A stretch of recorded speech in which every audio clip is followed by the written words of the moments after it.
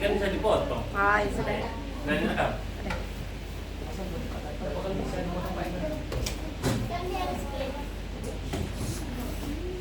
Oke, baik. Iya.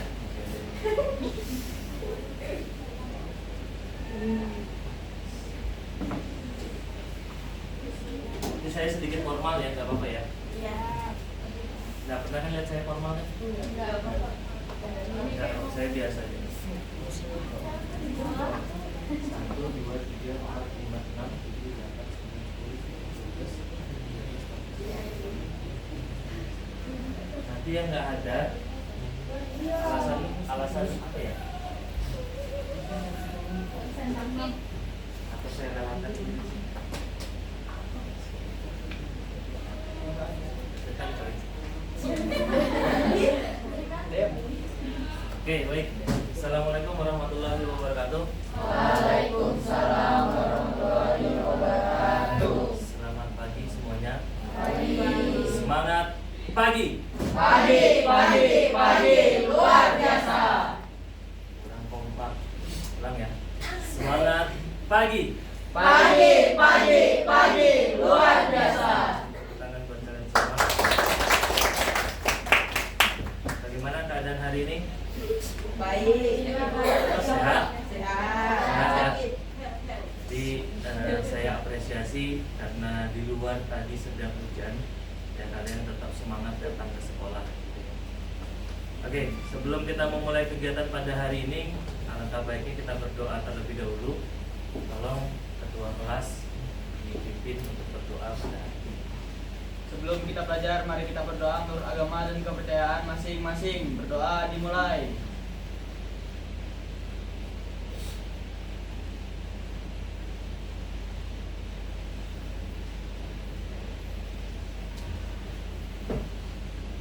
Oke, selanjutnya saya akan cek kehadiran terlebih dahulu, ya. Al-Wafa, nggak ada ya? Ada kabarnya? Tidak buat. Akila Sabila, Aulia Ainorisa, Az-Zahra, Cynthia Dayu, Darel, ada ya Darel, Dini Sofi, Fadel, Febri Nur Rahman, Hayatun Nufus, Julianti, Krisya, Lorenza Viti, Manda Aulia, Maria Atlania, ada kabarnya? Maria Natalia Nenu, oke, ada. Mikael Yosi Merson, Muhammad Maulana, Hadir. Muhammad Fatur Rizki, Hadir. Muhammad Rapli, Mirza Audia Putri,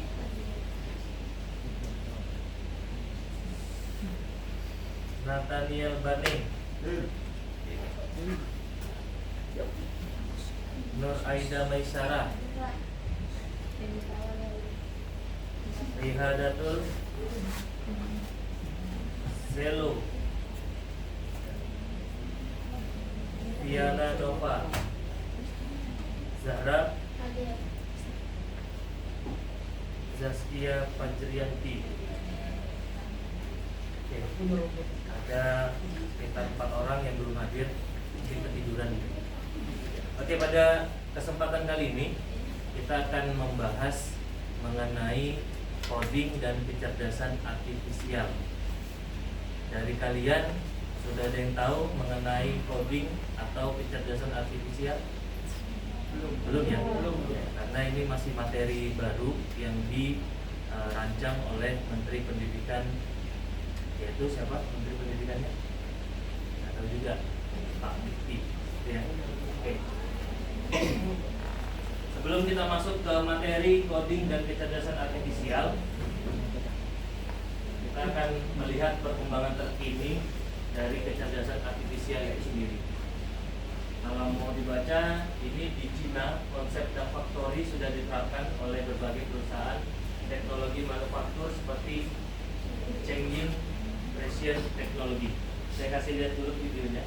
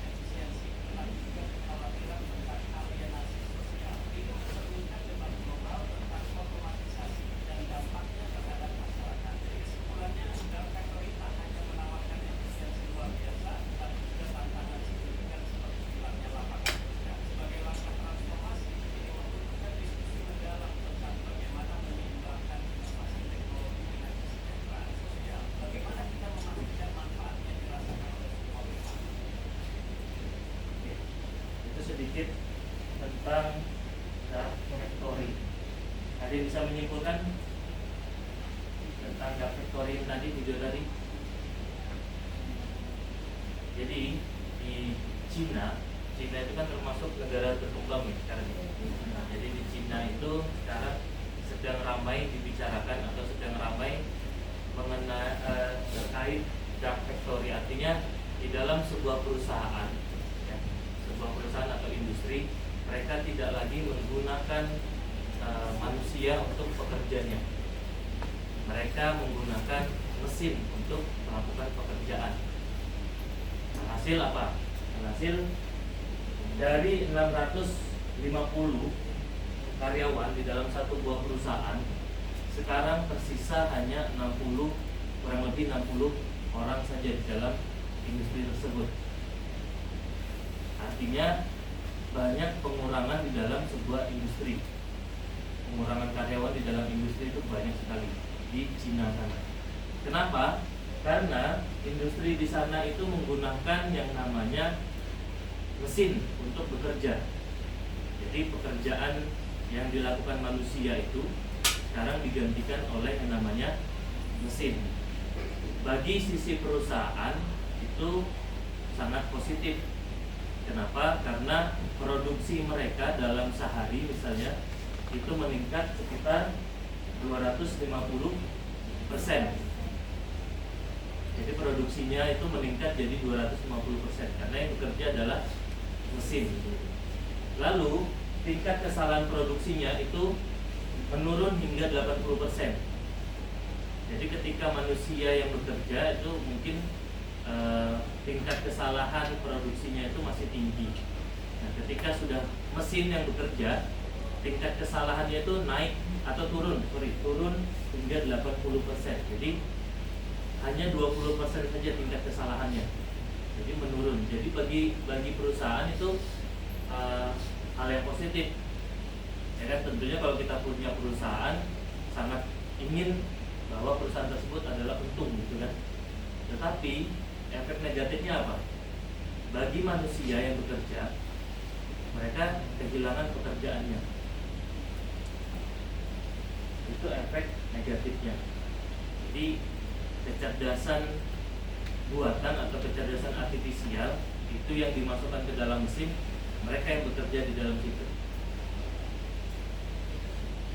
Nanti kita akan lihat bagaimana cara kecerdasan artifisial itu bekerja dan mengapa coding dan kecerdasan artifisial itu mulai diterapkan di tingkat dasar. Karena seperti yang kita tahu, coding kecerdasan artifisial ini dimulai dari tingkat SD, SMP hingga SMA dan SMK. Kalau dulu itu hanya di tingkat perguruan tinggi saja, masalah coding dan juga kecerdasan artifisial. Jadi di tahun 2025 teknologi itu sudah sampai ke sana. Ini tidak menutup kemungkinan Indonesia mengikuti nanti, karena Indonesia banyak pabrik-pabrik atau industri-industri kan. Nah, bisa jadi mereka juga mengikuti dengan adanya dark factory, Tritan Internasional. Selanjutnya di sini ada apa yang namanya prediksi di tahun 2030, ya kan? Di tahun 2030 diprediksi ada 10 pekerjaan yang paling banyak dicari dan 10 pekerjaan yang mungkin tidak banyak dicari, ya. Contohnya apa? Kita mulai dari yang tidak banyak dicari saja. Contohnya ada bank teller and relay clerk. Jadi kalian menggunakan ATM tidak? Kalian menggunakan sering ke ATM tidak? Tahu ke ATM? Pernah ke ATM? Nah, apa yang kalian lakukan di ATM? Transaksi, ada setor tunai, ada tarik tunai, ada apa tadi? Transfer. Habis itu ada apa lagi? Cek saldo. Semua pekerjaan yang kalian lakukan itu biasanya dilakukan di mana? Di bank. Siapa yang bertugas? Di bank siapa yang bertugas? Teller. Ketika kita ingin menarik, kita datang ke teller kan? Ketika kita ingin store tunai, kita datang ke teller. Sekarang pekerjaan teller bisa digantikan oleh mesin ATM. Sadar atau tidak kalian? Apalagi yang dari bank? Di bank itu ada teller, ada apa yang namanya? Ada CS. Apa CS? Customer service. Kira-kira pekerjaan customer service ini bisa digantikan oleh mesin? Sudah ada contohnya? Sudah pernah lihat? Belum? Nanti kalian bisa datang ke salah satu bank di Wisma, ya kan? Saya sebut aja Bank BNI. Ada yang pernah ke Bank BNI? Ya.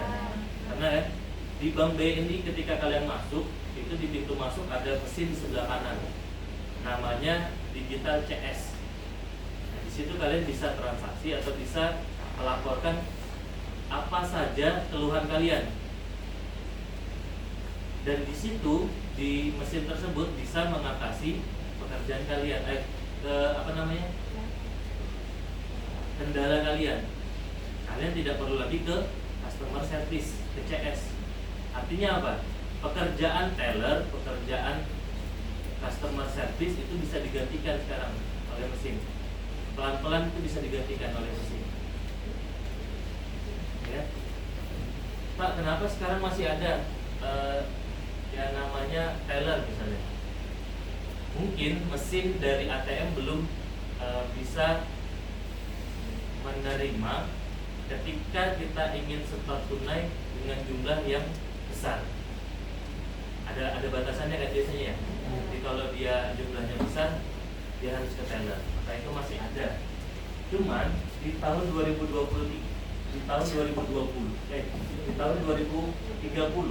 itu kemungkinan akan tergantikan. Namanya sebuah teknologi itu bisa update kan? Bisa upgrade ya. Handphone kalian kan bisa update, bisa upgrade. Mesin pun nanti bisa jadi seperti itu. Yang awalnya terbatas hanya sekian puluh juta, nanti bisa jadi ratusan juta. Jadi diprediksi 2030 itu pekerjaan yang ada di bank itu mungkin bisa tergantikan. Lalu contoh yang lain apa? Kasir and tiket, pelayanan kasir dan tiket, ya kan? Contoh deh yang di bioskop tuh, kata Dini tadi. Ketika di bioskop dulu membeli tiket kita harus datang ke tempatnya, ke studionya. Sekarang banyak aplikasinya kan? Kalian bisa aplikasi, tinggal buka dari rumah, pilih kursinya di mana, bayarnya pun nggak harus ke sana. Bayarnya kalian bisa transfer, bisa kris, ya kan sekarang. Sadar atau tidak itu pekerjaan yang bisa digantikan. Kalau ingin membayar listrik sekarang tidak perlu ke loket. Kalau dulu perlu datang ke loket PLN gitu kan, membayar listrik bawa kartu. Zamannya saya tuh, zaman kalian mungkin ada. Bawa kartu datang ke sana bayar. Bayar air misalnya di PDAM, kantor PDAM. Beli pulsa, kalian harus ke konter biasanya. Sekarang beli pulsa tinggal buka aplikasi kan? Buka aplikasi sudah selesai semua. Teknologi, dan itu pekerjaan yang dilakukan oleh mereka itu bisa saja tergantikan. Lalu apa saja Pak yang paling banyak dicari di tahun 2030? Yang di sebelah kanan, sebelah kiri ya, top growing job. Nah, lihat yang nomor 1 deh, big data spesialis. Jadi kalian mempunyai keahlian dalam mengatur atau mengumpulkan sebuah data, sehingga data itu bisa kalian jual ke orang atau industri atau perusahaan yang memerlukan. Mahal loh data itu biasanya. Jadi ketika kalian punya data itu kalian bisa ngapain aja untuk sekarang. Contohnya apa? Pernah nggak kalian buka Google, ya kan? Itu ada iklannya. Nggak pernah kan? Ketika kalian buka Google tanpa iklan, mereka dapat pemasukan dari siapa? Mereka dapat pemasukan dari yang meminta data dari mereka. Jadi data punya Google itu dijual tuh. Ini siapa yang mau data saya nih? Mahal data itu. Makanya jangan sembarangan kita memberikan sebuah data. Ya. Contoh KTP kalian deh. Ketika KTP kalian dikumpulkan seluruh Indonesia, ya, itu akan menjadi data yang besar. Dulu ketika ada telepon yang sembarang masuk itu penipuan ya. Penipuan dulu nggak nyebut nama. Ketika dia telepon dia nggak nyebut nama. Sekarang bisa nyebut nama. Dari mana dia tahu? Halo, Vivi. Ini mama lagi gini. Tahu nama Vivi dari nomor kalian itu dari mana? Kalau enggak dari data. Siapa yang punya data? Kok bisa dia punya data? Itu jadi tanda tanya kan? Itu ketika kalian punya keahlian di pengumpulan data, itu akan menjadi pekerjaan yang paling banyak dicari di tahun 2030. Contoh yang lain apa yang mendekati kita? Software and application developer, pembuat aplikasi. Ya, walaupun kita tidak menjurus ke sana, tetapi kita di bidang IT-nya. Jadi ketika membuat aplikasi, nggak mungkin aplikasi itu dibuat dirinya sendiri. Membuat aplikasi itu nggak mungkin. Pasti ada yang membuat atau yang meng-create. Siapa yang meng-create? Ya tetap manusia. Ya. Kita sebagai orang IT, nah itu tidak boleh awam di dalam pembuatan software. Ya. Lalu security management spesialis, bagian keamanan manajemen. Keamanan di sini tentunya tentang jaringan, tentang bagian IT, ya kan? Jadi di situ ada 10 pekerjaan yang apa namanya, mungkin banyak dicari di tahun 2030. Maka di situ tertulis adaptasi dengan teknologi adalah keharusan. Artinya adaptasi itu apa? Kita jangan sampai menjadi konsumen. Selama ini, sejauh ini kita adalah konsumen. Percaya atau enggak? Kalian ketika membuka TikTok berapa lama sih? Gak terasa kan? Bisa-bisa 3 jam, bisa-bisa 2 jam. Kenapa seperti itu? Karena kalian adalah konsumen. Mindset kalian adalah konsumen. Yang dilihat apa sih? Yang dilihat itu aja. Video dengan sound yang sama, namun orang yang berbeda misalnya. Betul ya? Soundnya ini sama nih, misalnya musiknya sama, tapi orangnya berbeda. Kalian kecanduan tuh, scroll nggak terasa 2 jam. Seandainya kalian berpikir kalian boleh main TikTok, tetapi cari yang bermanfaat. Di situ pola pikir kalian atau growth mindset kalian itu tidak sebagai konsumen, tapi kalian berpikir nih, apa sih yang harus saya cari? Bukan kalian mengikuti dari algoritma TikTok itu sendiri. Kalian sudah apa namanya, otak kalian itu sudah tercuci istilahnya. Kemudian ada sound ini, ketika di scroll soundnya sama tapi orangnya berbeda yang joget. Ketika kalian mampu mengendalikan teknologi, kalian nggak mungkin seperti itu. Oh, ini ada video ini, sudah. Kalau kalian scroll ada lagi, nggak usah ditonton lagi, langsung scroll. Kalau bisa cari itu apa yang mau dicari tentang manfaat teknologi. Makanya adaptasi dengan teknologi itu adalah keharusan. Di sini juga tertulis pekerjaan rutin dan manual akan tergeser. Ya, contohnya tadi, ketika bank punya teller sama CS, itu kan pekerjaannya rutin itu saja kan. Dari mana sih mesin itu bisa mengetahui kendala-kendala customer-nya? Ya dari laporan customer service. Customer service itu punya jurnal kayak kalian waktu PI. Oh, saya ngerjakan ini hari ini, saya ngerjakan ini hari ini. Itu adalah sebuah data, itu informasi. Itu dimasukkan ke dalam mesin. Jadi mesin itu belajar. Oh, pekerjaan customer service pada hari ini adalah A. Lalu besoknya adalah B. Mereka belajar di situ. Makanya mereka tahu, oh, ketika ada customer service punya masalah A, penyelesaiannya adalah A, B, C misalnya. Mesin itu nggak pintar. Ya. Ketika mereka tidak punya data, mesin itu adalah bodoh. Ya, mesin itu bodoh. Jadi pekerjaan rutin, contoh pekerjaan rutin yang lain apa? Apa misalnya? Sama tadi jual tiket kan. Ketika jual tiket kan itu saja kerjanya. Ketika dia ada film apa, dijualkan tiketnya.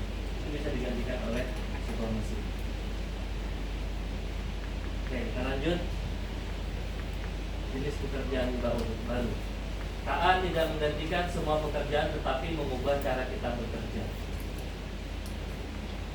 Paham maksudnya? KA tidak menggantikan semua pekerjaan. KA itu kecerdasan artifisial ya. KA tidak menggantikan semua pekerjaan, tetapi mengubah cara kita bekerja. Simpelnya seperti ini.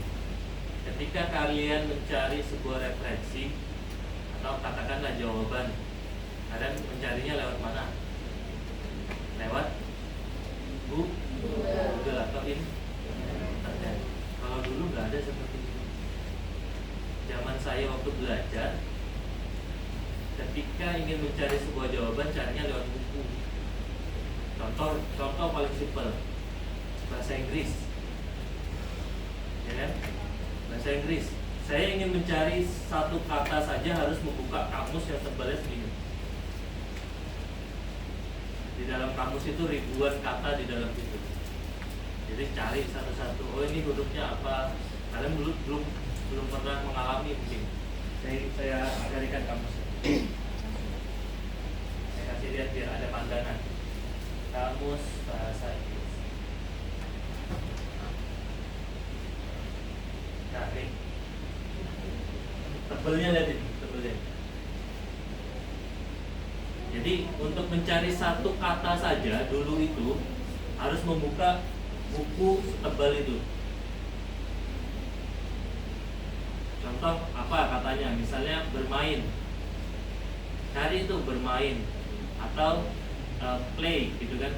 Misalnya bahasa Inggrisnya play. Apa sih artinya play? Dicari itu di buku segitu. Tebalnya segitu. Berkembang lagi dulu itu ada yang namanya alphalink. Pernah nggak tahu alphalink? Ya. Alphalink dulu seperti ini.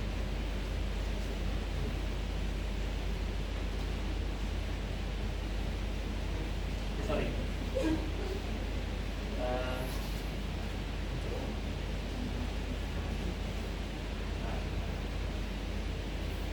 Nih.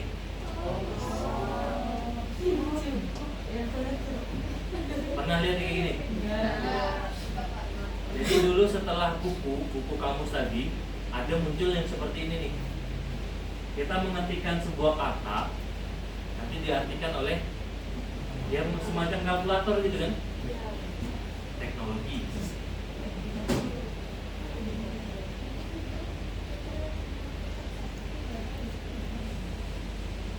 Jadi di sini bisa mengartikan apa namanya sebuah kata di sini, tanpa mencari lagi satu persatu lewat kamus.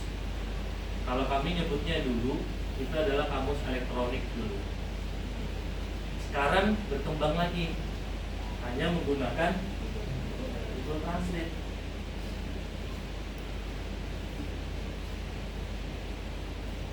Ini ya.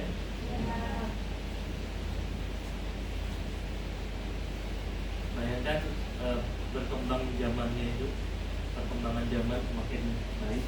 Sekarang selain Google Translate apa? AI. Kalian bisa menggunakan AI. Contoh di sini saya menggunakan Gemini misalnya.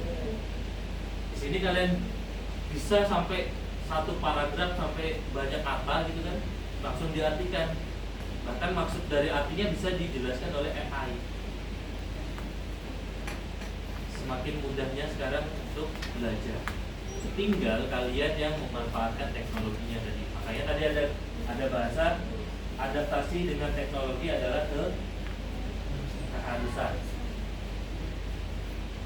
Nah, sekarang itu menyangkut tadi KA tidak menggantikan semua pekerjaan tapi mengubah cara kita bekerja. Makanya tadi ketika dulu mencari kata yang menggunakan kamus, sekarang tinggal ketik satu paragraf full bisa kalian artikan.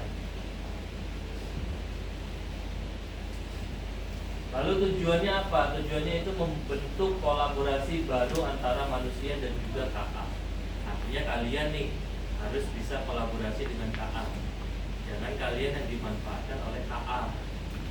Ya kan? Untuk kolaborasinya apa? Ketika kalian menggunakan KA, kalian tidak hanya percaya 100% dengan KA itu sendiri. Ya kan? Untuk kolaborasinya, ya anggap saja jadikan KA itu seperti teman gitu kan. Tidak 100% kita percaya dengan mereka, tetapi kita perlu bantuan mereka. Nah, ini peluang besar bagi generasi muda dan negara berkembang karena bidang ini masih baru. Tidak ada yang lebih dahulu terlalu jauh. Semua negara dan generasi punya peluang yang sama untuk unggul. Artinya harapan dari Menteri Pendidikan Dasar itu kalian bisa memanfaatkan KA, bisa berdampingan dengan KA untuk masa yang akan datang. Bukan kalian hanya sebagai konsumen, tetapi kalian sebagai produsen. Kalian menciptakan sesuatu bersama dengan KA. Ya. Sekarang semua jawaban ada nggak di KA? Saya ingin membuat ini, tuliskan tata caranya bagaimana misalnya. Dituliskan kan tata caranya. disitulah kalian diharapkan untuk kolaborasi dengan kecerdasan artifisial. Gunanya untuk kalian bisa mengembangkan ilmu-ilmu yang sudah ada. Lanjut. Sini ada tujuan pembelajaran. Yang pertama, mampu menganalisis pentingnya mempelajari coding, kecerdasan artifisial sebagai fondasi keterampilan di tingkat pendidikan menengah. Yang kedua, mampu berpikir komputasional dengan memecahkan sebuah masalah untuk mencapai sebuah tujuan. Nanti di akhir saya coba kasih games buat kalian untuk kita melaksanakan tujuan pembelajaran yang kedua. Mampu berpikir komputasional dengan memecahkan sebuah masalah untuk mencapai sebuah tujuan. Oke, kita lanjut ke coding. Terminologi coding. Jadi coding ini lagi-lagi di zaman saya ya. Coding di zaman saya itu diartikan, karena saya lulusan IT gitu kan. Coding itu biasanya untuk membuat aplikasi gitu. Ketika ingin membuat aplikasi, kamu codingnya pakai apa? Artinya pemrogramannya pakai apa? Jadi mengartikan pemrograman. Mindset guru-guru, mindset orang-orang sekarang, kenapa sih coding masuk di SD? Masa SD sudah belajar bahasa pemrograman? Bukan itu artinya. Kenapa sih coding masuk ke SMP? Masa SMP belajar bahasa pemrograman? Bukan itu artinya. Coding yang dimaksud di tingkat dasar menengah itu adalah cara berpikir untuk memecahkan suatu masalah. Itu di tingkat SD dan SMP. Di tingkat SMA sama cara berpikir memecahkan masalah ditambah dengan coding itu sendiri menggunakan bahasa pemrograman. Tetapi bahasa pemrogramannya itu yang standar saja, yang bisa dipahami dengan bahasa sehari-hari lah bahasa. Namun menggunakan bahasa Inggris. Nah, jadi arti dari coding kenapa diterapkan di SD, di SMP, dan di SMA dan SMK itu untuk apa ya bahasanya? Merangsang otak kalian untuk mempunyai critical thinking yang tinggi, untuk memecahkan suatu masalah yang harusnya kalian bisa lakukan, ya.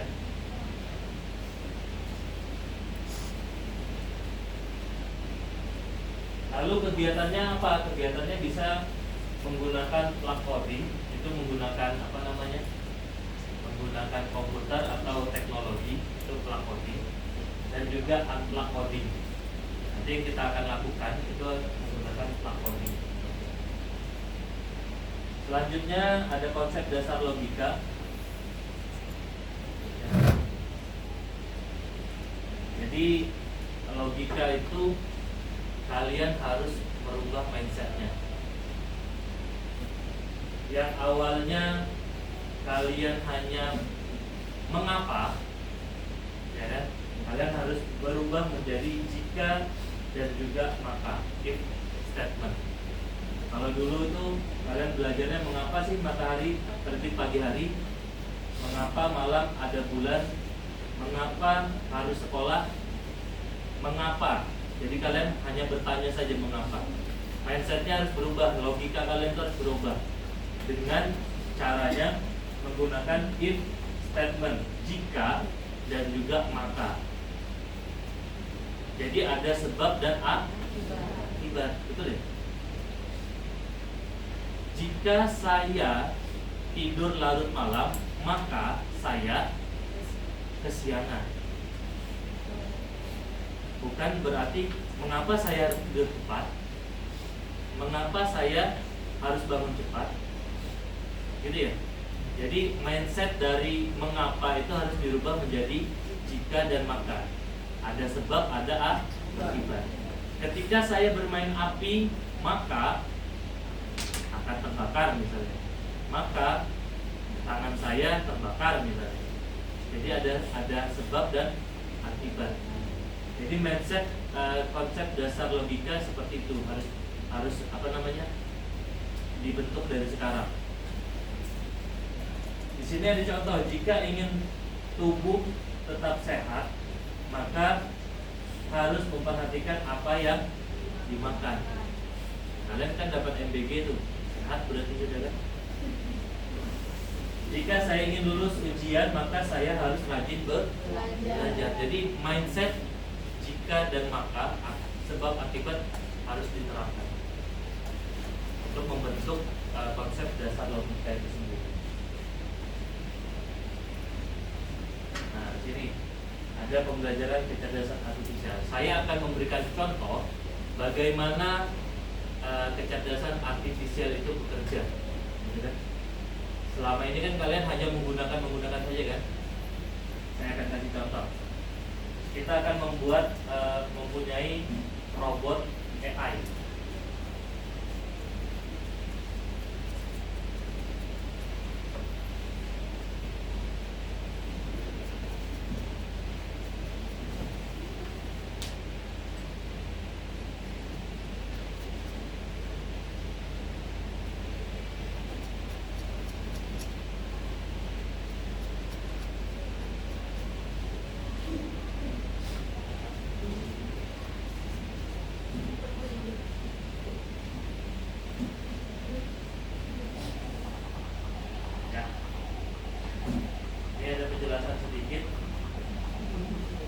Mau diartikan? Paham artikannya? Nah, ya, kita lanjut aja ya. Jadi pada intinya ini ada sebuah robot yang milik kita. Nanti robot tersebut harus bisa memilih dan memilah mana itu ikan, mana itu bukan ikan. Gitu ya. Jadi ketika dia bekerja, dia harus bisa memilih nih. Oh, ini ikan, terus masuk. Oh, ini bukan ikan, dibuang. Kita akan lihat. Kita ajarkan ini ikan atau bukan? Bukan. Not fish. Ini ikan. Ini bukan. Daku ya. Not fish. Ini ikan. Oke. Did you know? Ya, itulah. Oke, kita lanjut. Ini adalah ikan. Nah, ini adalah ikan. Sekarang dia sudah belajar ada 7 data ya kan? Sudah dia pelajari. Sekarang ini adalah ikan. Ini bukan. Bukan.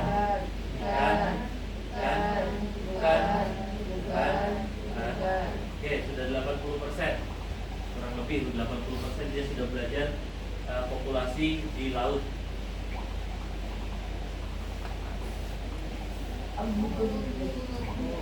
Ini bukan. Ini bukan. Ini ikan.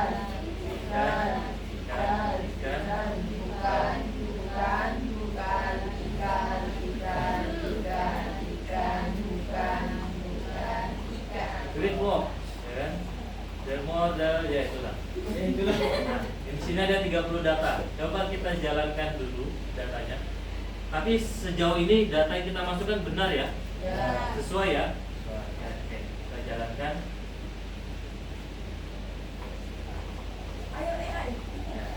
Dia harus bisa memilih yang mana ikan atau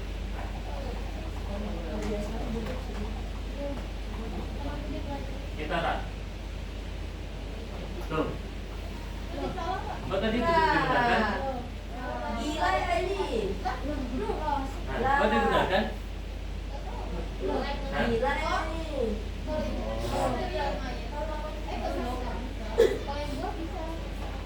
Nah, benar, salah. Nah, Belum ada di datanya. Nah, benar.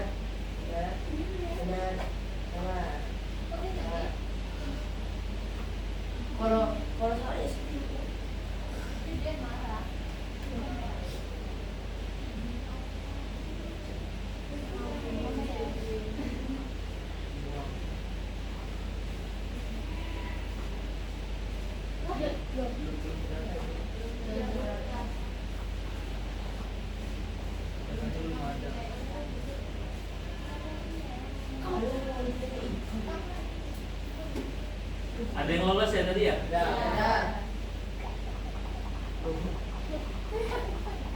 ketika dia memilih, ya kan? Di sini ada beberapa 1, 2, 3, 4. Ada 4 yang dianggap ikan oleh dia. Kenapa? Karena dia belum belajar. Dia belum belajar nih. Oh, kalau ada sampah atau modelan yang seperti itu modelan apa sih ini? Apel perowak gitu kan? Ketika ada apel perowak tuh dia belum belajar, maka dia teruskan, oh ini ikan. Ketika dia punya apa itu ya, kaleng ya, kaleng dia belum belajar juga, oh ini adalah ikan. Artinya apa kalau dari sini? Kesimpulannya apa? Bisa disimpulkan nggak? AI perlu belajar. Ada yang lain?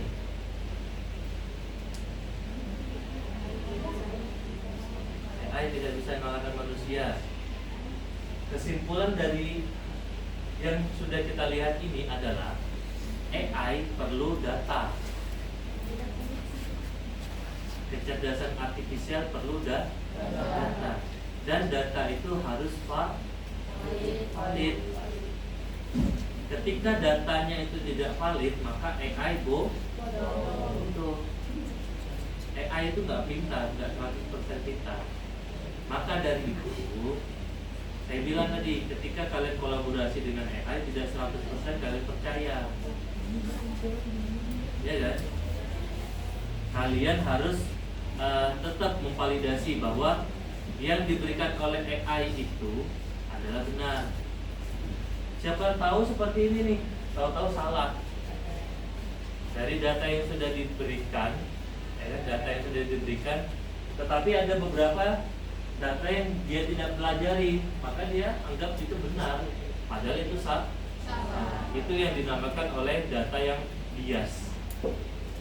Ya. Ketika data yang kita berikan kepada AI itu tidak valid, ya, dan tidak bagus lah istilahnya, maka AI itu sendiri memiliki output yang bias nanti. Seperti itu.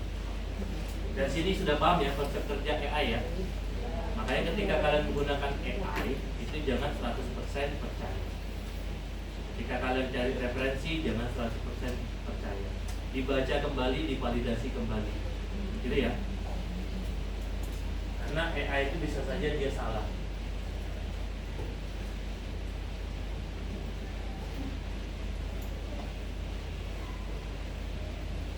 Lanjut ke pengoperasian, pengaplikasian dan kolaborasi perangkat kecerdasan artifisial.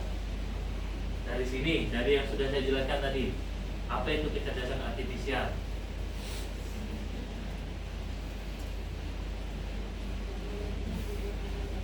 Teknologi yang dibuat dengan data. Boleh. Kita akan lihat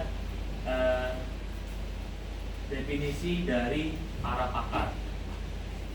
Yang pertama dari John McCarthy 1956. Di situ disebut biasanya dia itu gambar AI.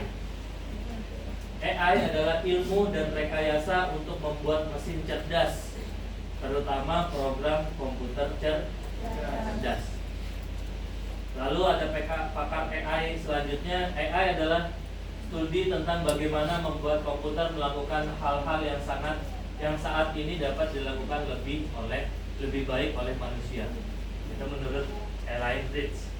Lalu dari IBM, ini sebuah perusahaan, AI memanfaatkan komputer dan mesin untuk meniru kemampuan pemecahan masalah dan pengambilan keputusan manusia. Itu pengertian dari AI. Ya.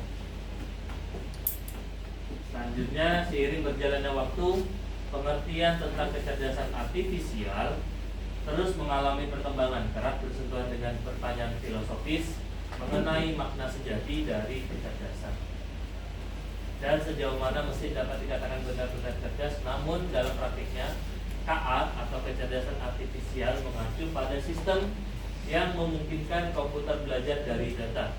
Jadi itu yang perlu di garis bawahi. Sistem yang memungkinkan komputer belajar dari data, mengenal pola, lalu serta membuat prediksi atau keputusan secara mandiri.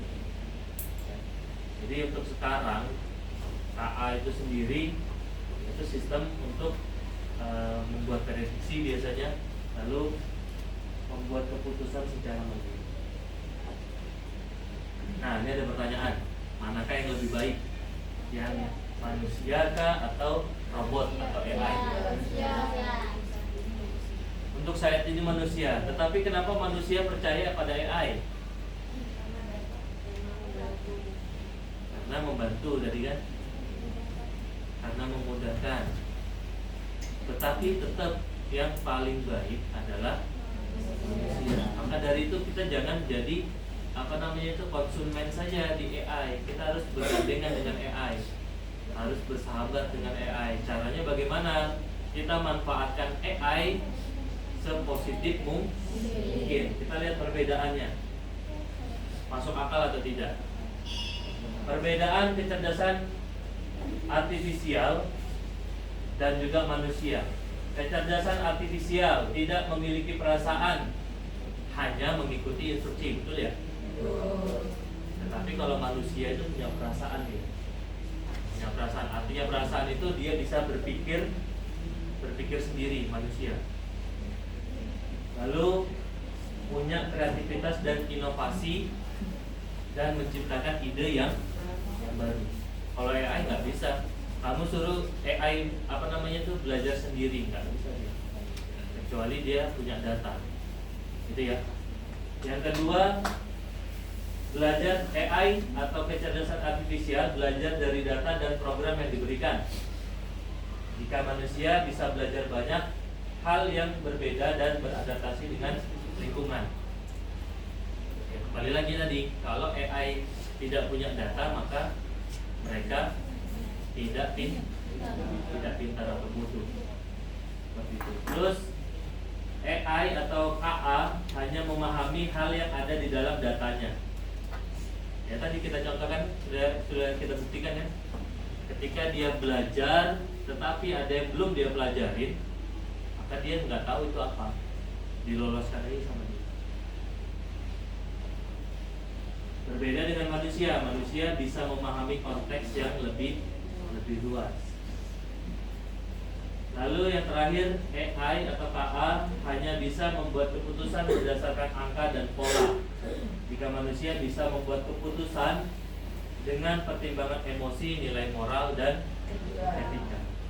Jadi kalau manusia tidak punya nilai moral, manusia tidak punya emosi, manusia tidak punya etika, maka dia adalah mesin. Iya kan? Kalian nih nggak punya nilai moral, kalian tidak punya etika, kalian tidak punya emosi. Ya, mesin berarti kalian, bukan manusia. Ya. Makanya kalau kalian mau dikatakan manusia harus punya emosi. Emosi artinya kalian bisa mengendalikan emosi kalian. Nilai moral, ya kalian tahu lah nilai moral yang harus dijunjung itu seperti apa. Dan etika bagaimana. Kalau kalian tidak punya ketiga-tiganya, kalian manusia. Kalian bukan manusia berarti. Kalian adalah mesin. Tinggal dikasih datanya, kalian sudah jalan. Nah, lanjut. Penting untuk diperhatikan, KA tidak selalu benar. Saya bolak-balik itu saja saya omongkan. Kenapa? Karena banyak sekali kita nyebutnya apa nih? Kalian apa, Gen Z atau Gen apa? Kalian Gen Z ya? Banyak sekali Gen Z itu yang terlalu bergantung kepada KA. Dikit-dikit KA, dikit-dikit KA. Dan ketika dia ke KA itu dia 100% percaya di sana. Ya. Maka saya penting menyampaikan bahwa KA atau kecerdasan artifisial tidak selalu benar. Jika KA diberi data yang salah satu atau tidak cukup banyak, maka prediksinya juga bisa salah. Oleh karena itu, semakin banyak data yang digunakan untuk melatih KA, semakin akurat hasilnya. Jadi, kenapa sih kalian sering menggunakan KA apa sih? AI apa?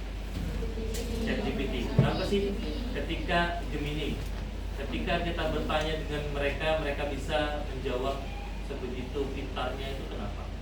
Karena mereka punya data. Ketika mesinnya itu tidak punya data, maka dia nggak pintar. Dan semakin dia punya data yang valid, kembali lagi hasilnya semakin akurat, gitu ya. Makanya penting tadi itu kalau kalian punya sebuah data, kalian punya keahlian mengumpulkan sebuah data, penting ke depan. Nah, ini kategori perangkat KA dan contoh aplikasinya. Kalau kita ingin punya asisten KA itu biasanya menggunakan ChatGPT atau ini bacanya apa? Gemini atau apa sih? Ini bacanya adalah Gemini. Coba nanti dia Gemini. Ya. Jadi kalian bisa komunikasi. Sebelum ramai ini, saya dulu pernah juga menggunakan aplikasi yang namanya SimSimi kalau nggak salah. Ada ya? SimSimi. Jadi kalau saya gabut, saya chat sama SimSimi aja. SimSimi kamu lagi ngapain? Dibalas. Chatbot, istilahnya chatbot. Tapi kalau sekarang kan ChatGPT, Gemini, terus apa lagi? DeepSeek, ya buatan Cina ya kan? Apalagi Blackbox. Blackbox itu kumpulan dari apa namanya AI itu di sana ya. Ada ChatGPT, ada Gemini, ada apa lagi? Kalau di WA itu apa? Meta AI. Kalian udah pernah gunakan Meta? Pernah kan? Nah, itulah kalian bisa menggunakan mereka sebagai asisten atau teman kalian. Oh tolong ChatGPT bantu saya ini mengerjakan tugas ini misalnya gitu kan. Itu sebagai asisten. Lalu untuk produksi video kalian bisa gunakan Synthesia dan juga Filmora. Itu yang sudah expert misalnya. Yang sering kalian gunakan apa? Ya, CapCut.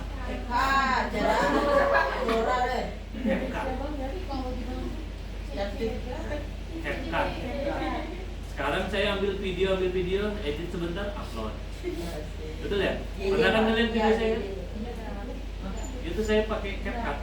Ya. Hanya modal punya data videonya, udah mereka sendiri yang edit. Saya nggak perlu ngedit. Caranya ada template-nya gitu kan? Itu kecanggihan sekarang. Terus untuk not tulis rapat, nah itu bisa menggunakan Phantom dan juga Nyota.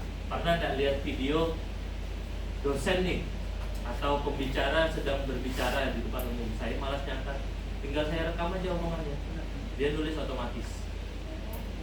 Itu bisa menggunakan Phantom dan juga Nyota. Lalu untuk penulisan, ketika kita posisinya sebagai penulis cerita atau penulis skenario, itu bisa menggunakan sudo write atau enggak RYTR. Saya nggak tahu nyebutnya RYTR. Tolong buatkan saya cerita tentang ini nanti dibuatkan konsep skenario-nya. Untuk pembuatan konten. Terus untuk pembuatan gambar yang dibawa itu bisa menggunakan DALL-E dan juga Midjourney. Kalau kalian kan ini belum pakai ini kan, kalian biasa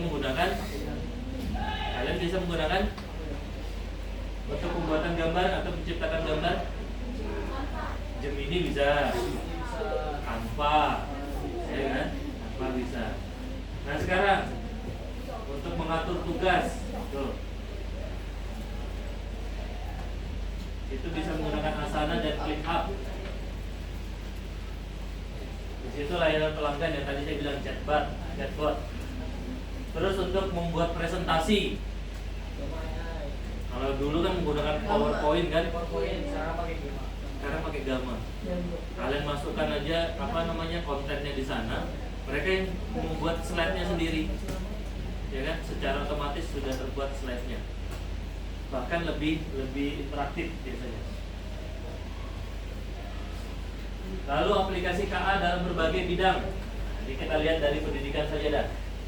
Jadi pendidikan itu AI atau KA dalam pendidikan itu bisa membuat pembelajaran itu adaptif, learning analytic, dan juga gamifikasi pembelajaran. Artinya dengan adanya KA atau AI di dalam dunia pendidikan itu sebenarnya membantu. Ya. Makanya sekarang tidak diharamkan lah bahasanya untuk kalian menggunakan AI. Ya. Bahkan di perguruan tinggi itu dipersilakan kalian menggunakan AI. Tetapi kalian harus bisa bertanggung jawab. Makanya caranya bertanggung jawab apa sih? Yaitu kalian memvalidasi hasil dari outputnya AI. Apakah dia valid atau tidak? Apakah dia bisa dipertanggungjawabkan atau tidak? Gitu kan? Jangan seolah-olah kalian ketika menggunakan AI itu sembarangan. Contohnya apa? Pernah nggak lihat video apa namanya, nenek-nenek loncat dari pesawat? Ya kan? Masa ada nenek-nenek loncat dari pesawat? Kalau orang nggak tahu itu dibilang itu beneran. Kalau kita yang tahu, oh ini AI. Gitu kan? Tapi sekarang bentuk tanggung jawabnya ketika membuat konten seperti itu biasanya dikasih tanda. Ya, dikasih tanda video ini adalah buatan AI biasanya. Nah, itu bentuk tanggung jawabnya. Sama kalau kalian juga menggunakan AI pada saat pembuatan laporan, misalnya itu harus dicantumkan juga sumber dari AI misalnya seperti itu. Terus untuk pemerintahan biasanya smart city. Nah ini peluang bagi kalian tuh ketika ada smart city itu kalian harus menangkap peluangnya. Karena pemerintah nanti itu membutuhkan orang-orang yang pintar di bidang IT untuk membuat smart city. Contohnya apa smart city? Contohnya apa? Kota yang cerdas. Contohnya apa? Contohnya simpel, tol deh, tol aja deh. Tol itu kalau sekarang masih pakai tap kartu kan? Kalau di luaran sana sudah tinggal lewat aja sudah terbaca gitu, sudah terpotong saldonya. Kalian lewat gerbangnya itu aja sudah terpotong saldo kalian. Itu salah satu penggunaan smart city. Terus apa lagi? Seperti kesehatan. Nah, itu yang tadi industri dan manufaktur yang di video di awal. Ya kan? Sekarang banyak industri yang menggunakan otomasi untuk melakukan produksi. Ya, tidak menggunakan manusia lagi karyawannya. Kalau di industri Indonesia itu paling industri rokok yang paling besar, bisa jadi dia menggunakan robot nanti ke depan. Yang paling dekat sih di mana ya? Pembuatan pabriknya Xiaomi itu di bagian Sumatera sana, saya lupa namanya. Nah, sekarang mereka itu menggunakan robot untuk pembuatan HP Xiaomi. Makanya kenapa HP Xiaomi itu bisa dikatakan lebih miring harganya, karena dia tidak perlu membayar manusia untuk pembuatannya, dia menggunakan mesin saja.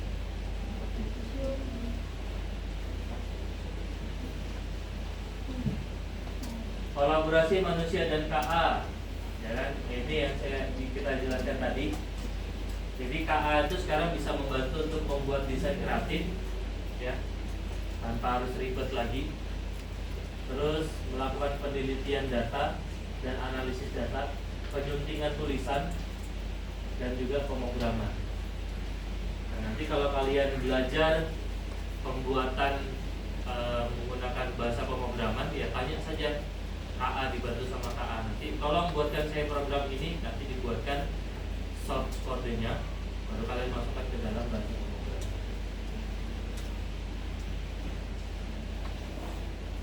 Ini untuk di bidang mitigasi perubahan iklim. Kok bisa ya kita memprediksi yang namanya perubahan cuaca? Pernah nggak kalian gunakan? Saya mau lihat nih besok hujan atau enggak. Nggak pernah ya? Pernah. Saya mau lihat di hari tanggal sekian nanti apakah berangin atau bagaimana. Itu biasanya digunakan, yang paling sering digunakan ketika di bandara, ya kan? Kan bandara itu posisinya pesawat lalu lalang kan, Oh, di sini bandaranya sedang hujan deras. Oh, di sini sedang badai petir misalnya. Jadi nggak boleh turun. Nah, itu bisa digunakan untuk mitigasi perubahan iklim. Jadi sebuah KA-nya itu merancang bagaimana dia menganalisa, oh di sini nanti akan hujan badai petir. Tata kecantikan, wah itu KA bisa tentang apa namanya, kecantikan juga. Sudah kalian gunakan kayaknya? Ya, ini tentang kecantikan. Apa? Filter. Saya baru bangun pakai filternya sudah ganteng saya. Ya nggak gila. Tapi bisa juga nanti robot yang make up kalian bisa juga terjadi. Mengatasi tantangan implementasi KA. Yang pertama itu tentang halusinasi data. KA menghasilkan informasi yang tidak akurat. Validasi oleh manusia diperlukan untuk implementasi protokol validasi yang data yang ketat. Nah, saya bilang ketika kalian menggunakan KA harus divalidasi supaya datanya itu benar-benar akurat. Ketika kalian merasa oh ini informasinya tidak akurat, cari yang lain. Terus bias algoritma, KA memperkuat bias audit data berkala. Artinya bias algoritma ini ketika datanya itu tidak valid atau tidak 100% bagus, itu bisa menjadi bias. Overdependency pada KA, mengurangi kemampuan analisis kritis, pelatihan menjaga kemampuan analisis kritis bagi peran KA dan manusia. Pernah ada survei yang dilakukan ketika KA ini mulai muncul, maka berpikir kritis kalian itu menurun karena digampangkan semuanya. Makanya saya bilang paling awal tadi, kalian ketika belajar KA ini critical thinkingnya itu harus ditingkatkan. Ya kan, jangan mau dipermudah. Memang mudah nih, semuanya dipermudah oleh KA, tapi jangan sampai kalian critical thinkingnya itu dikendalikan oleh KA itu sendiri. Berpikir kritisnya kalian itu jangan sampai dikendalikan oleh KA. Bagaimana caranya? Ya tetap literasi di digital. Kalian harus membaca, ya, membaca situasinya bagaimana.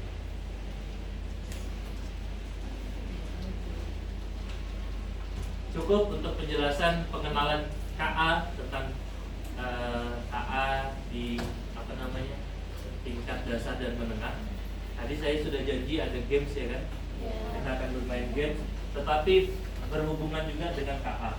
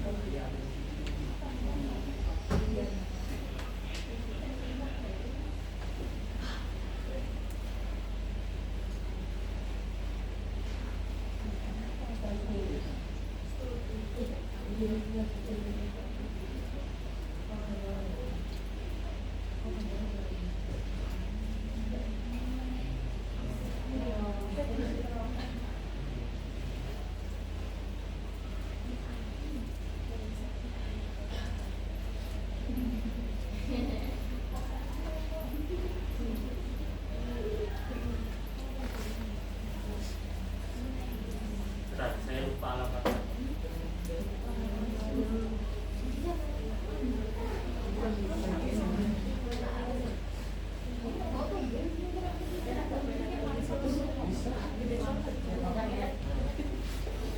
Masih aman ya videonya ya? Masih rekam.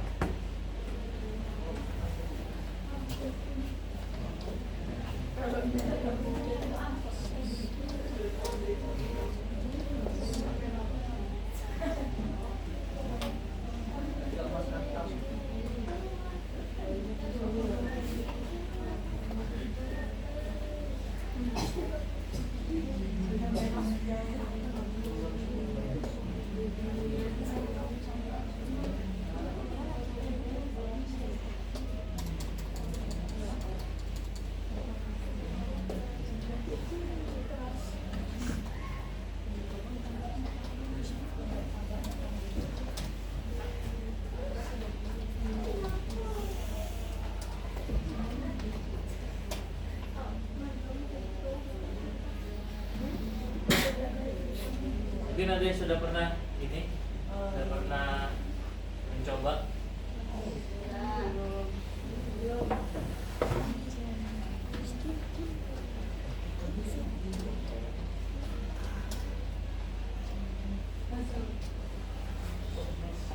Oke, di sini ada sebuah studi kasus, ya kan? Kalian diminta untuk membuat bahasa pemrograman, ya kan? Dengan memasukkan blok yang ada di sini.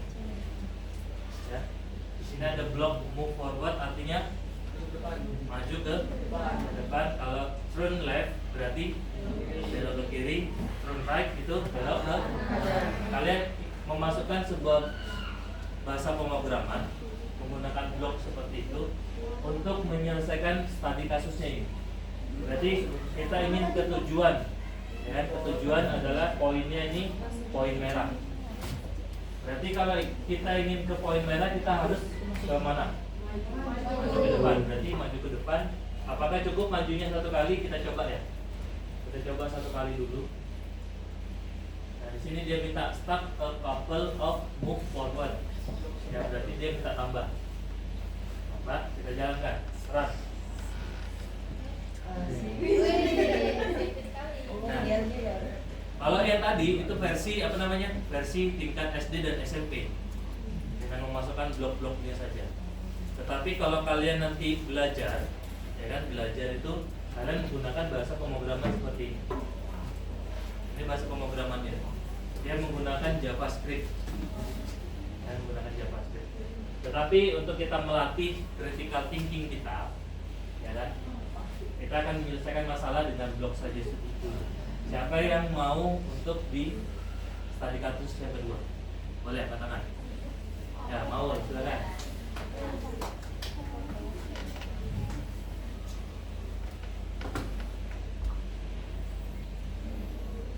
Sambil dipikirkan.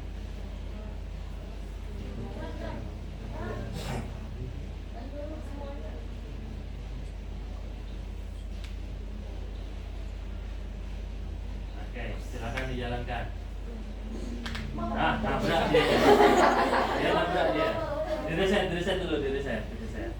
Sekali lagi coba kita jalankan. Nah, nabrak. Berarti ada kesan. Ayo diperbaiki kesalahannya. Sambil dibaca, berarti kamu membaca apa namanya itu, membaca studi kasusnya. Apa yang harus kita lakukan untuk dia finish ke depan. Silakan dihapus, ditarik aja. Tarik. Ya. Ya, gitu. Nah.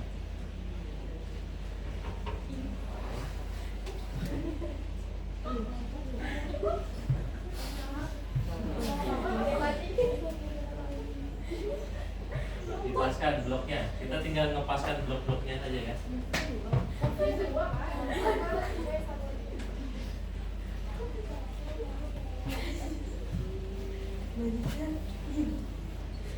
Ya.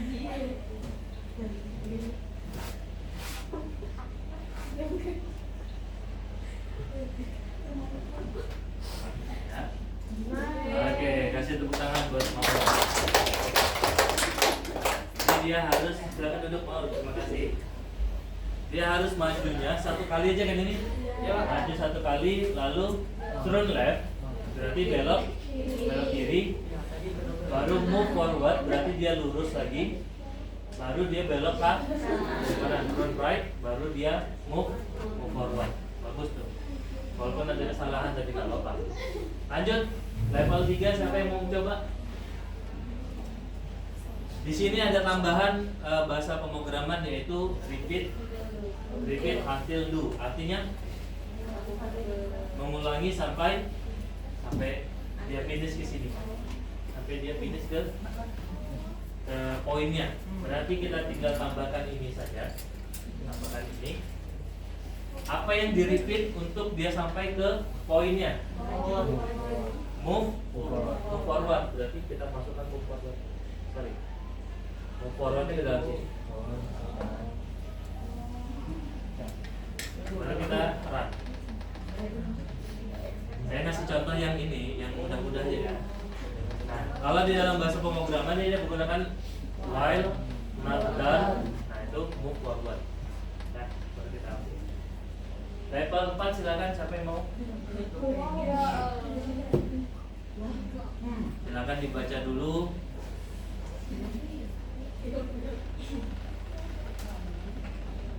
Pastinya dia menggunakan apa, ya kan, supaya dia sampai ke poin merah.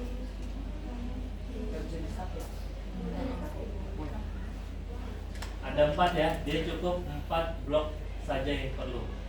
Tinggal 4. Ayo, siapa?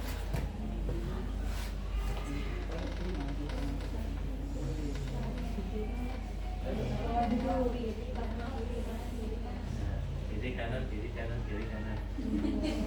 Kiri kanan, kiri kanan. Siapa Piana mau maju? Hah? Yang cewek lah dia. Yang lain, ayo. Piana, boleh maju aja nggak apa-apa.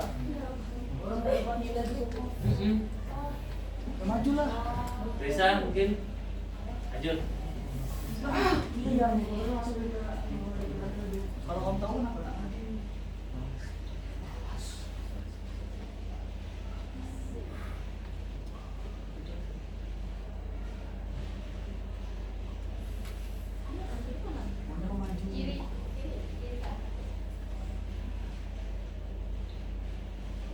Satu lagi bloknya. Oke. Coba.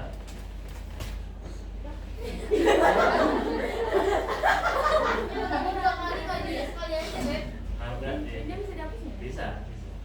Ditarik dulu bibitnya.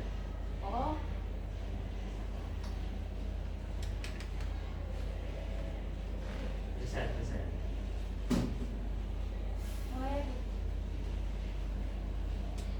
Udah. Bingung manusia.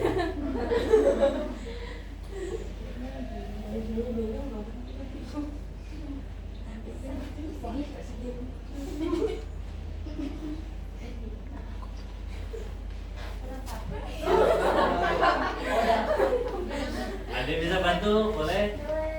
Ayo. Yang lain lagi lah. Yang lain. Pecahkan masa baru level 4 loh. Sebelum maju lagi lah. Hah? Cewek lah gantian.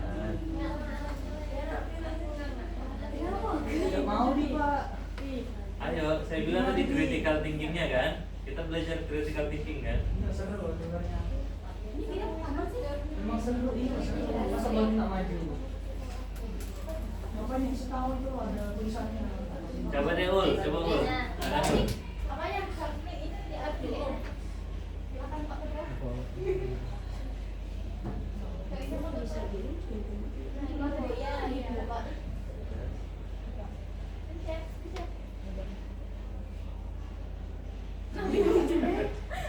Kasih nabrak juga dia.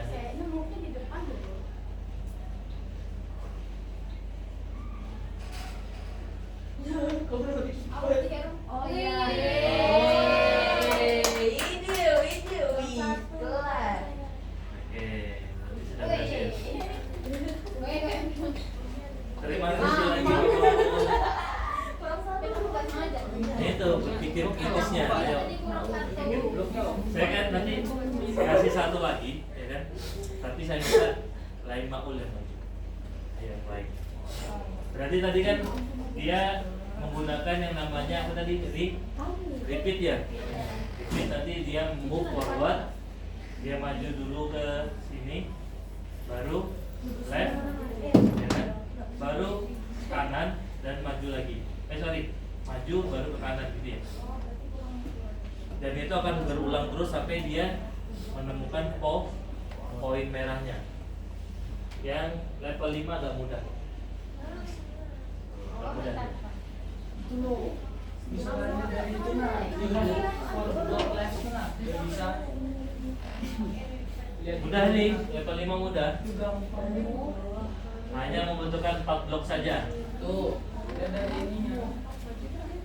Maju dulu tuh.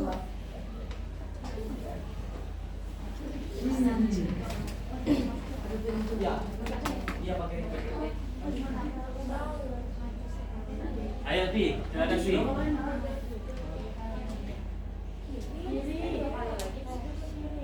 Ya, Vivi, silakan maju. Oke, maju. Mulutnya.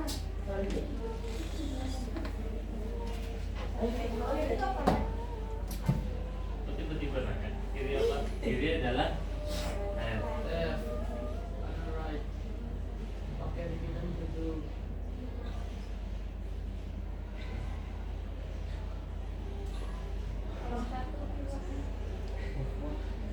Oke, kurang satu.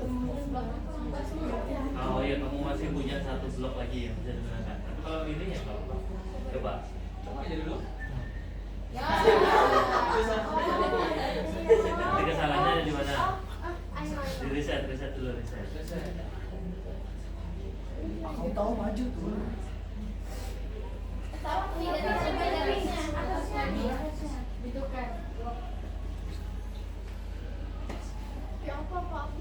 Lu ada terus tarik aja. Pisahkan dulu repeatnya. Nah,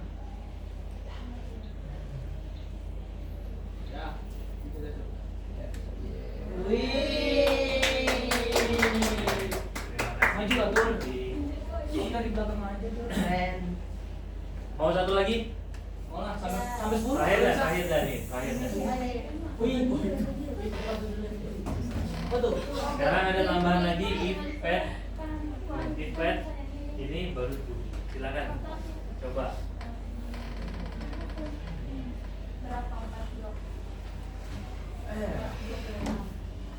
Oh ini ada yang baru nih. Dia ada apa namanya baru itu. If pet itu. Oh cuma pakai 4 blok ya?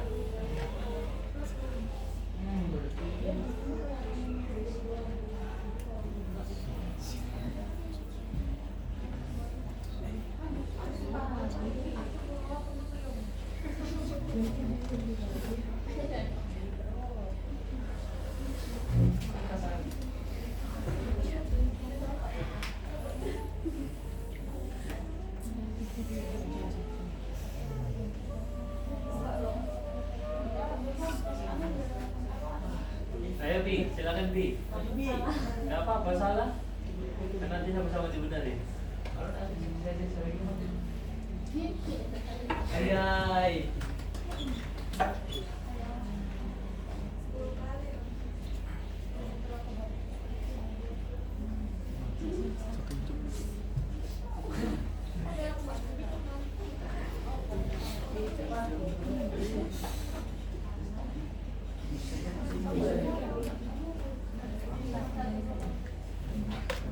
Satu lagi. Satu blok lagi.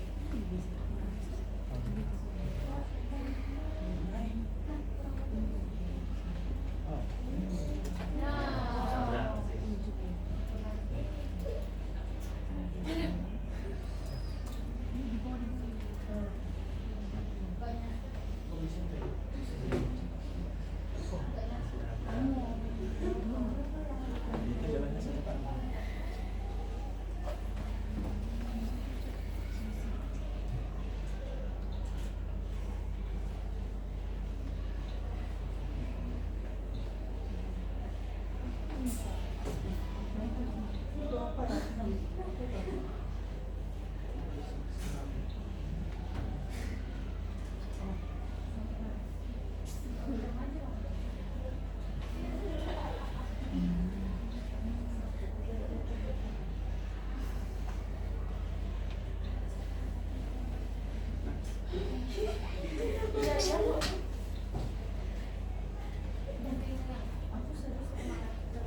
Habis.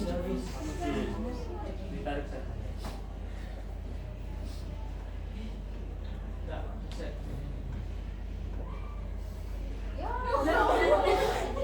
Yang lain ada yang bisa bantu? Perlu bantuan?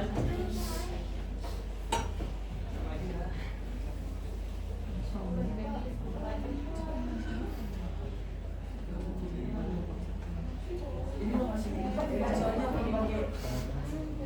masih kayak puzzle gitu. Ayo ada yang bisa bantu? Maju sudah enggak apa-apa tuh. Nanti kita bantu coba. Siapa Batur? Batur Silakan dari Tur. tadi Tur, mau maju maju Tur. nih. Batur Tur. Bantu tur. Siapa ini? Natania mau coba?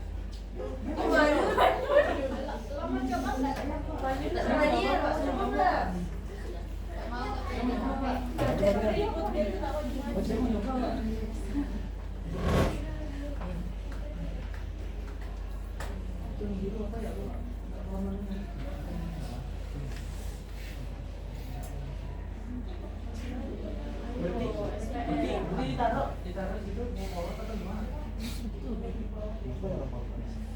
Sebenarnya kan apa?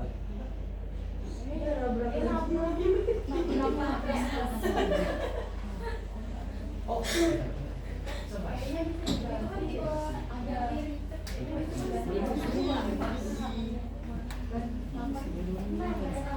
Sini maju aja nggak apa-apa.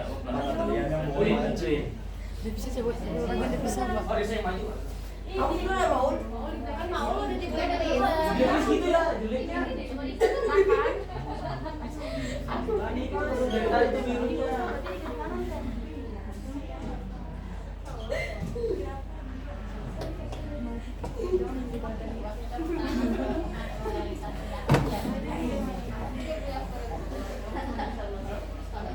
Daripada kalian gitu, ini kan jalankan aja. Jadi tahu yang mana salahnya gimana. Kiri. Selesaikan setnya langsung jalankan aja programnya, nggak tahu yang mana yang salah. Daripada gitu terus. Wah, dia enggak.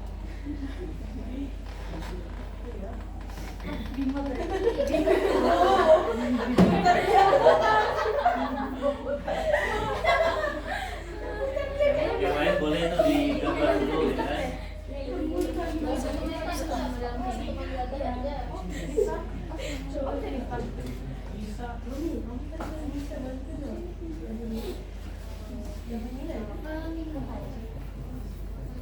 Artinya apa tuh yang pipet itu artinya apa? Kita belok kiri. Belok kiri dulu.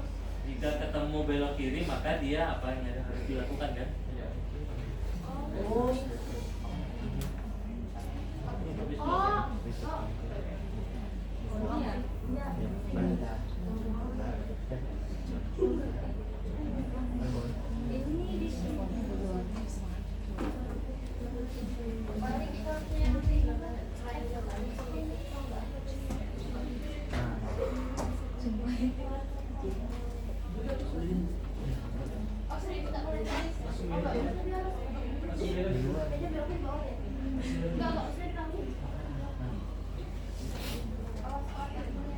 Coba jalankan dah. Yang tak nampak.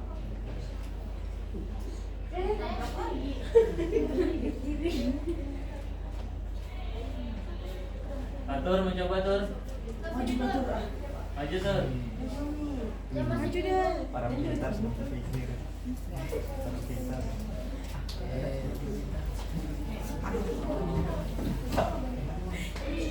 Aku kan suruh maju terus.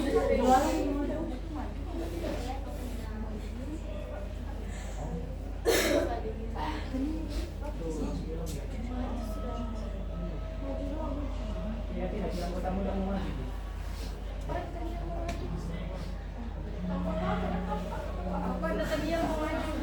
Natania mau maju. Ya.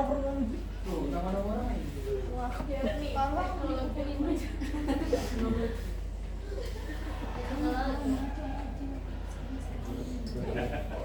Oke, silakan duduk.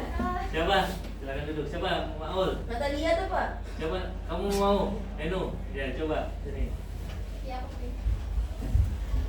Iya, tolong kamu baca dulu. Kuning masih bisa.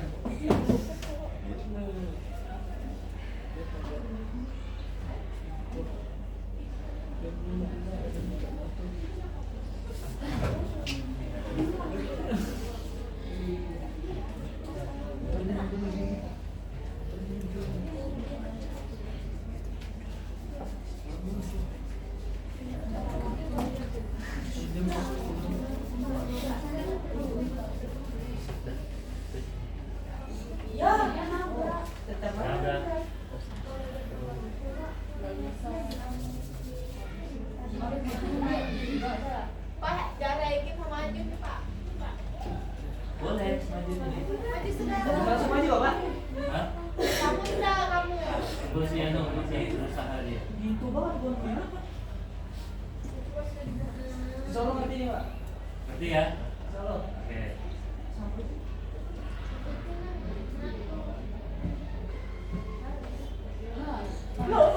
Oke, dan jadi coba lagi.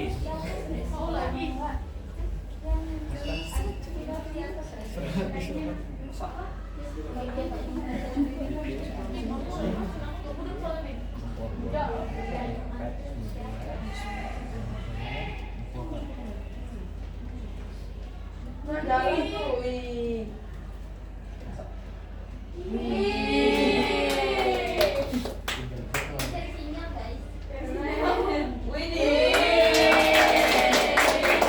Terima kasih. Berarti dia win streak 3 kali dia. Oke, jadi itu bukan contoh untuk apa namanya? Untuk berpikir komputasional, ya kan? Berpikir secara komputasional. Bagaimana kalian memecahkan suatu masalah? Harusnya itu yang dipelajari di dalam KA nanti. Jadi untuk di pertemuan selanjutnya kita akan mencoba aplikasi dari KA itu sendiri. Ya, entah nanti menggunakan ChatGPT, menggunakan Gemini, dan juga menggunakan KA yang lainnya. Gitu ya.